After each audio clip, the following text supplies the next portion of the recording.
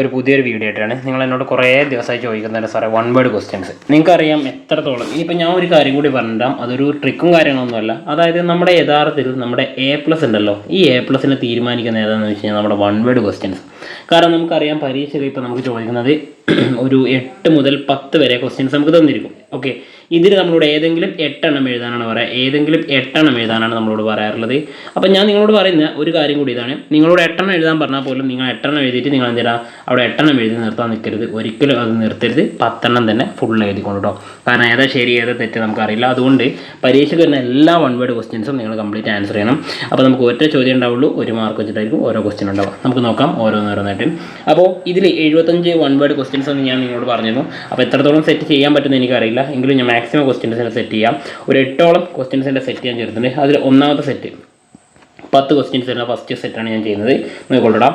A good that is non rival and non excludable. Okay, non റൈവലും non എക്സ്ക്ലൂഡബിളും എന്ന് വെച്ച് കഴിഞ്ഞാൽ മത്സരാധിഷ്ഠിതമല്ലാത്തതും ഒഴിവാക്കാനാവാത്തതുമായ വസ്തുക്കൾ നമ്മൾ അറിയപ്പെടുന്ന പേരെന്താ? A good is non rival എന്ന് കൊടുത്തിട്ടുണ്ട്.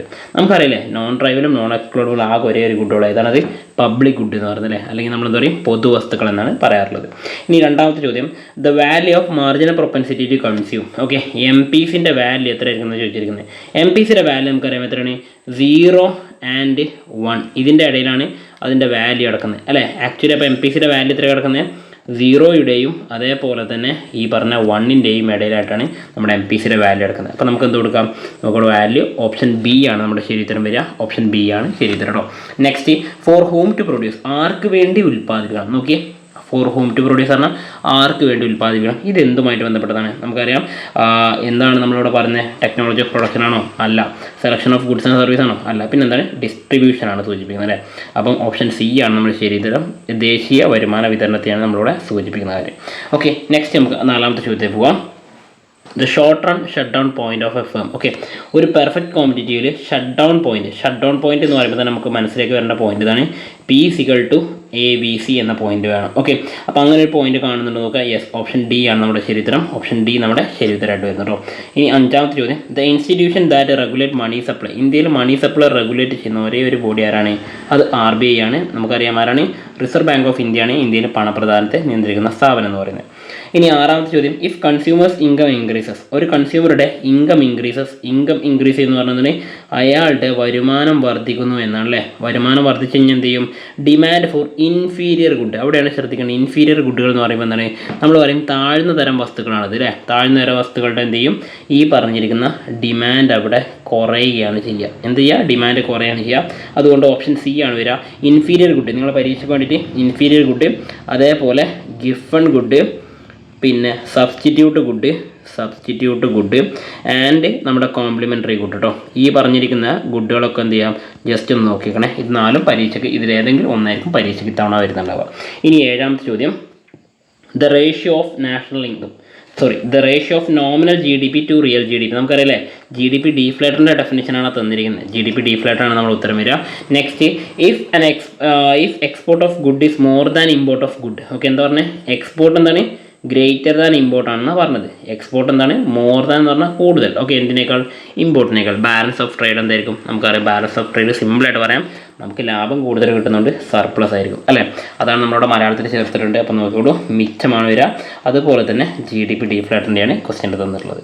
ഇനി നമുക്ക് എന്ത് ചെയ്യാം? ഒൻപതാമത്തെ ചോദ്യം പോവാം. ഒൻപതാമത്തെ ചോദ്യം, ദ U shape of long run average cost. Okay, LRAC curve U shape വരാനുള്ള കാരണം എന്താണെന്ന് വെച്ചാൽ the law of variable proportion, law of return to scale, law of demand, law of diminishing margin utility. ഈ മാർജിൻ യൂട്ടിലിറ്റി നമുക്ക് വരില്ല, കാരണം അതെന്താണ്? അത് ഇൻഡിഫറൻസ് കർവാണ്. വേരിയബിൾ പ്രൊപ്പോർഷൻ വരില്ല, അത് ഷോർട്ട് റൺ ആണ്. പിന്നെ ലോ ഓഫ് ഡിമാൻഡ് വരില്ല. പിന്നെ ഏതൊരു വരിക? ലോ ഓഫ് റിട്ടേൺ ടു സ്കെയിലാണ് വരിക. നമ്മൾ പഠിച്ചിട്ടുണ്ട് increasing return to scale, constant return to scale and diminishing return to scale എന്ന് പഠിച്ചിട്ടുണ്ട് അല്ലേ. അപ്പം ഈ മൂന്നെണ്ണത്തിൽ വരുന്നതുകൊണ്ട് തന്നെ നമ്മുടെ ഓപ്ഷൻ B ആയിരിക്കും നമ്മുടെ ശരി ഉത്തരം എന്ന് പറഞ്ഞാൽ തോതനുസരിച്ചുള്ള ആദായ നിയമമാണ് നമുക്ക് വരുന്നത് കേട്ടോ. ഇനി ലാസ്റ്റ് പത്താമത്തെ ഈ സെറ്റിലെ 10ാമത്തെ ചോദ്യമാണ്, അതായത് last question. When output is 0. നമ്മുടെ ഔട്ട്പുട്ട് 0 ആകുമ്പോൾ നമ്മുടെ എന്താണ്? ക്വാണ്ടിറ്റി ഈസ് ഈക്വൽ ടു 0 ആകുന്ന സമയത്ത് ടോട്ടൽ വേരിയബിൾ കോസ്റ്റ് എന്തായിരിക്കും എന്ന് ചോദിച്ചാൽ നമുക്കറിയാം ടോട്ടൽ വേരിയബിൾ കോസ്റ്റ് എന്തായിരിക്കും? 0 തന്നെയായിരിക്കും അല്ലേ. എന്ത് മാത്രം 0 ആവില്ല? TCയും TCയും നമ്മുടെ TFCയും മാത്രം എന്ത് ചെയ്യില്ല? ഒരിക്കലും 0 ആവില്ല. അപ്പോൾ പരസ്പരം തുല്യമായിരിക്കും. And TC എന്താവില്ല? TC ഒരിക്കലും 0 ആവില്ല. TFCയും എന്താവില്ല, ഒരിക്കലും 0 ആയി മാറാറില്ല. ഓക്കെ, ഇത്രയും കാര്യം നിങ്ങൾ ജസ്റ്റ് ഒന്ന് നോക്കിക്കാം. ഇനി രണ്ടാമത്തെ സെറ്റും കൂടി നമുക്ക് നോക്കാം. രണ്ടാമത്തെ സെറ്റ് ക്വസ്റ്റ്യൻ ഇതാണ്.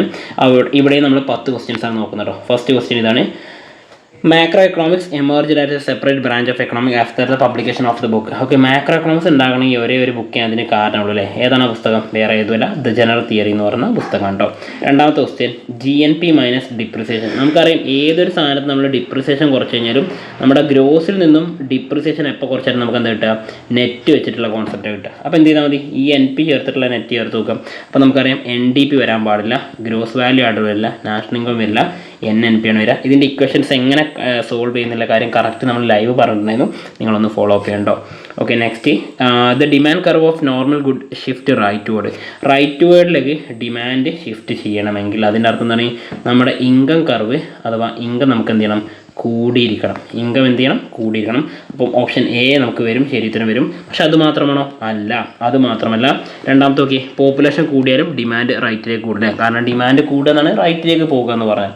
അപ്പോൾ പോപ്പുലേഷൻ ഇൻക്രീസ് ചെയ്യുന്നു, ഇൻകം ഇൻക്രീസ് ചെയ്ത് കഴിഞ്ഞാൽ ഉറപ്പായിട്ട് ഇനി മൂന്നാമത്തെ വായിക്കാൻ നിൽക്കേണ്ട, അതും ശരിയായിരിക്കും. നമ്മുടെ ഉത്തരം option D, all of the above ആണ് ആൻസർ വരും കേട്ടോ. നെക്സ്റ്റ് നാലാമത്തെ ചോദ്യം: cost per unit of output. Cost per unit of output എന്ന് പറഞ്ഞാൽ തരാം. ഇതൊരു ഡെഫിനിഷനാണ് തന്നിരിക്കുന്നത്. ആ ഡെഫിനിഷൻ ഞാൻ പറഞ്ഞുതരാം. അതായത് നമ്മുടെ ആവറേജ് കോസ്റ്റില്ലേ, എന്താണത്? TC / Q. അതിൻ്റെ ഡെഫിനിഷനാണ് തന്നിരിക്കുന്നത്. അപ്പോൾ നമ്മുടെ ഉത്തരം തരാം ഓപ്ഷൻ C ആണ് വരിക കേട്ടോ. ഓപ്ഷൻ C ആണ് നമ്മുടെ ശരി ഉത്തരം. ഓക്കെ, ഇനി അടുത്തത് അഞ്ചാമത്തെ ചോദ്യമാണ്: market price implies dash. Okay, market price എന്ന് പറഞ്ഞാൽ എന്താണ്? മാർക്കറ്റ് പ്രൈസ് പറഞ്ഞാൽ നമുക്കറിയാം ശരിക്ക് ഒരു ഫാക്ടർ കോസ്റ്റ് ഉണ്ടാവും, അതിൻ്റെ കൂടെ നെറ്റ് ഇൻഡയറക്റ്റ് ടാക്സ് കൂടി കൂട്ടിച്ചേർത്താലാണ് എന്ത് കിട്ടുക? MP കിട്ടുക. നമ്മൾ പഠിച്ചിട്ടുണ്ട് MP = FC + NIT എന്ന് പഠിച്ചിട്ടുണ്ട് അല്ലേ? അതാണ് സംഗതി കേട്ടോ. നെക്സ്റ്റ് ആറാമത്തെ ചോദ്യം ഇതാണ്: point the supply curve at which firm earns only normal profit. ഒരു നോർമൽ പ്രോഫിറ്റ് മാത്രം കിട്ടുന്ന സപ്ലൈ കർവ് കാണിക്കാനാണ് പറഞ്ഞത്. Supply curve which firm earns only normal profit മാത്രം കിട്ടുന്നത് എവിടെയാണ്? നമുക്കറിയാം ബ്രേക്ക് ഇവൻ പോയിന്റാണ് കിട്ടുന്നത് അല്ലേ? എവിടെയാണ് കിട്ടുന്നത്? ബ്രേക്ക് ഇവൻ പോയിന്റിലാണ് കിട്ടുക. ഷട്ട് ഡൗൺ പോയിന്റിലാണോ? അല്ല, ഷട്ട് ഡൗൺ പോയിന്റിലല്ല. ബോത്ത് A, B ഒന്നും വരില്ല. നമ്മുടെ ഉത്തരം എന്ത് വരിക? ഓപ്ഷൻ A ആണ് കേട്ടോ. അപ്പോൾ മക്കളെ, ഞാൻ ഈ ക്വസ്റ്റ്യൻസ് ജസ്റ്റ് ഇങ്ങനെ ക്വസ്റ്റ്യൻ പറയുന്നു, ആൻസർ ഇങ്ങനെ ചെയ്തു പോകുന്നുണ്ട്. നിങ്ങൾ ഈ ക്വസ്റ്റ്യൻസ് തന്നെ ഒന്ന് പഠിച്ചു, കാരണം ഇതന്നെ റിപ്പീറ്റ് വരാൻ ചാൻസ് കൂടുതലാണ്. ഇനി ഏഴാമത്തെ ചോദ്യം നോക്കൂ: ഇഫ് CRR = 10% എന്ന് വെച്ചാൽ എന്താണ്? CRR = 10%. നമ്മളത് എഴുതുമ്പോൾ എങ്ങനെ എഴുതുക? അതിന് ഡെസിമലിലേക്ക് എഴുതുമ്പോൾ നമ്മൾ എന്ത് ചെയ്താൽ 0.1 എന്നാണ് എഴുതുക അല്ലേ? അപ്പോൾ നമ്മളോട് പറഞ്ഞാൽ മണി മൾട്ടിപ്ലയർ കാണാനാണ്. മണി മൾട്ടിപ്ലയറിൻ്റെ ഇക്വേഷൻ എന്താ? M = 1/CRR എന്നാണ് ചെയ്യേണ്ടത്. അപ്പോൾ നമുക്ക് എന്ത് വരും? നമ്മുടെ ഉത്തരം എന്ന് പറഞ്ഞു കഴിഞ്ഞാൽ എത്ര വരിക? 1/0.1 നമ്മൾ ചെയ്യുന്നു. 0.1 കൊണ്ട് ഡിവൈഡ് ചെയ്ത് എത്ര വരിക? 10/1 പറഞ്ഞാൽ എത്ര ഉത്തരം വരിക? 10 തന്നെയാണ് വരില്ലേ? നമ്മുടെ ഉത്തരത്തിലേക്കും ഓപ്ഷൻ C ആയിരിക്കും നമ്മുടെ ശരി ഉത്തരം. അപ്പോൾ കുറച്ച് മാത്തമാറ്റിക്കലി ഉള്ളതാണ് ആ ചോദ്യം. സ്കിപ്പ് ചെയ്താലും കുഴപ്പമില്ല, പക്ഷേ നമുക്ക് ഏറ്റവും നല്ലത് ആ ക്വസ്റ്റ്യൻ ആൻസർ ചെയ്യാന്നുള്ളതാണ്. നെക്സ്റ്റ്, മണി എന്ന് പറയുന്നത്, പണം എന്ന് പറയുന്നതാണ് ഒരു മീഡിയം ഓഫ് എക്സ്ചേഞ്ച് ആണ്, യൂണിറ്റ് ഓഫ് അക്കൗണ്ട് ആണ്. അപ്പോൾ എന്ത് പറയാം? നമുക്ക് ഓപ്ഷൻ C ആണ് ശരി ഉത്തരം. രണ്ടും കൂടി ചേർന്നാണ്, ബോത്ത് A and B. ഒൻപതാമത്തെ ചോദ്യം: slope of the indifference curve. Indifference കർവിൻ്റെ സ്ലോപ്പ് അറിയപ്പെടുന്നവരാണ് മാർജിൻ റേറ്റ് ഓഫ് സബ്സ്റ്റിറ്റ്യൂഷൻ എന്ന് അറിയപ്പെടുന്നത്. -P1 / P2 എന്ന് പറഞ്ഞാൽ എന്താണ്? അത് സ്ലോപ്പ് ഓഫ് ബജറ്റ് ലൈൻ ആണ്. കാണിക്കുന്നത്. ഓക്കെ, മാർജിൻ ഓപ്പർച്യൂണിറ്റി കോസ്റ്റ് എന്താ കാണിക്കുന്നത്? നമ്മുടെ നമ്മുടെ പ്രൊഡക്ഷൻ പോസിബിലിറ്റി കർവിൻ്റെ സ്ലോപ്പിനെയാണ് നമ്മളവിടെ കാണിക്കുന്നത്. Last question: difference between value of export and import. Okay, അത് എക്സ്പോർട്ട് മൈനസ് ഇമ്പോർട്ട്, നമ്മൾ അതിനെന്താ വിളിക്കുക? നെറ്റ് എക്സ്പോർട്ട് എന്നാണ് വിളിക്കാറുള്ളത് അല്ലേ? അപ്പോൾ അതേ ഡെഫിനിഷൻ കണ്ടല്ലോ. ഒട്ടുമിക്ക ചോദ്യങ്ങൾ എന്താ? ഡെഫിനിഷൻ അതുപോലെ തന്നെയൊക്കെയാണ്. അപ്പോൾ നമുക്കിവിടെ നോക്കാം. നെറ്റ് എക്സ്പോർട്ടിൻ്റെ കാര്യമാണ്. The difference between value of export and import, balance of payment, balance of trade, current account surplus, capital account surplus ഉണ്ട്. നമ്മുടെ ഉത്തരം വരുന്നത് വേറെ ഏതുമില്ല, കറണ്ട് അക്കൗണ്ടിലാണ് ഈ പറയുന്ന എക്സ്പോർട്ട് ഇമ്പോർട്ട് രേഖപ്പെടുത്താറുള്ളത്. അതുകൊണ്ട് ഓപ്ഷൻ C ആണ് ശരി ഉത്തരം. അപ്പോൾ ഇത്രയും ക്വസ്റ്റ്യൻസ് ആണ് തൽക്കാലം നമ്മൾ ഡിസ്കസ് ചെയ്യുന്നത്. ബാക്കി ക്വസ്റ്റ്യൻസിൻ്റെ വീഡിയോസ് എന്ത് ചെയ്യാം? നമുക്ക് ലൈവിലായിട്ടോ ബാക്കിയൊക്കെ ഡിസ്കസ് ചെയ്യാം. നിങ്ങളുടെ അഭിപ്രായം പോലെ നമുക്ക് എന്ത് ചെയ്യാം? ബാക്കി വീഡിയോ ചെയ്യാം. അല്ലെങ്കിൽ വീഡിയോ ഒരുപാട് ലെങ്തി ആയി പോകുമെന്ന് വെച്ചിട്ടോ. അപ്പോൾ വീണ്ടും കാണാം. Happy learning. അതിൻ്റെ പാർട്ട് 2 വേണമെങ്കിൽ നിങ്ങൾ കമൻറ്റ് ചെയ്യണേ. ബൈ.